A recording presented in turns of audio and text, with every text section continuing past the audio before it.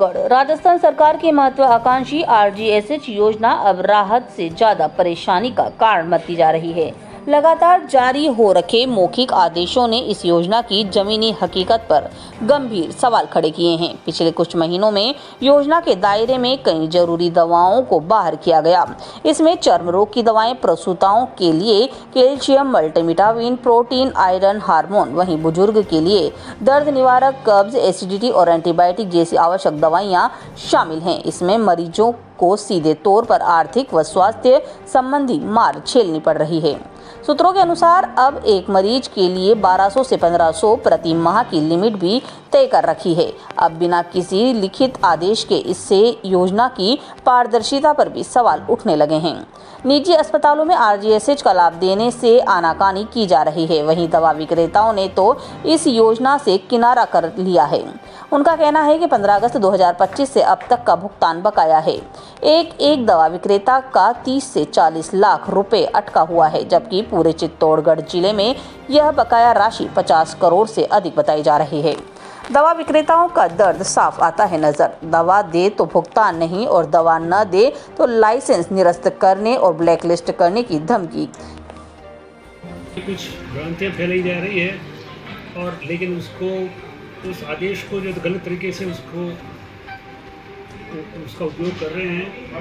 पिछले 2 दिन से दवा विक्रेताओं के नाम से सोशल मीडिया से प्रचारित हो रहा है कि RGSH में 2000 से ऊपर की दवा बंद कर दी गई है।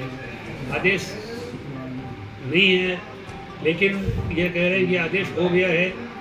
इसी रेफरेंस में यह एक 2022 का जो आदेश था कि उसमें 2000 की लिमिट जांचों के लिए थी। और अभी मैंने प्रदेशाध्यक्ष महोदय से भी दूरभाष के ऊपर वार्ता की है और बातचीत हुई है और उन्होंने कहा है कि यह आदेश केवल जांचों के लिए था।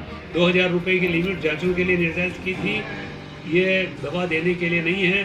ट्रीटमेंट के लिए निश्चित रूप से जो भी पूर्व में जो व्यवस्था है उसी के अनुसार दवा मिलती रहेगी।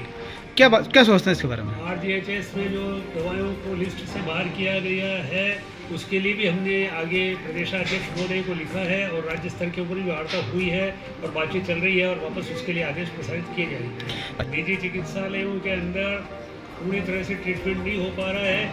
वहाँ पर अवैधानिक तरीके से उनको परेशान किया जा रहा है पेंशनर्स को। वहाँ जा कर के और उनके समय के ऊपर पर्ची नहीं बनना, पैसे ज़्यादा लेना, ये सारी शिकायतें हमने संकलित कर ली है और हम बहुत जल्दी इसके लिए आगे प्रांतीय स्तर के ऊपर कार्रवाई करने के लिए हम निवेदन करेंगे। जिला स्तर के ऊपर RGSH के लिए समस्या समाधान हेतु कमेटी का गठन कर लिया गया है जिला कलेक्टर महोदय की अध्यक्षता में। और इसके RGSH के नोडल अधिकारी हमारे CMO साहब को बना दिया है और CMO साहब से वार्ता हो चुकी है, कमेटी का गठन हो चुका है और बहुत जल्दी जिला स्तरीय समिति की मीटिंग होगी। उसमें पेंशनर समाज के प्रतिनिधि भी बैठेंगे और सारी समस्याओं के ऊपर बृहद चिंतन करेंगे और उन समस्याओं के समाधान के लिए हम लोग प्रयास करने के लिए निवेदन करेंगे।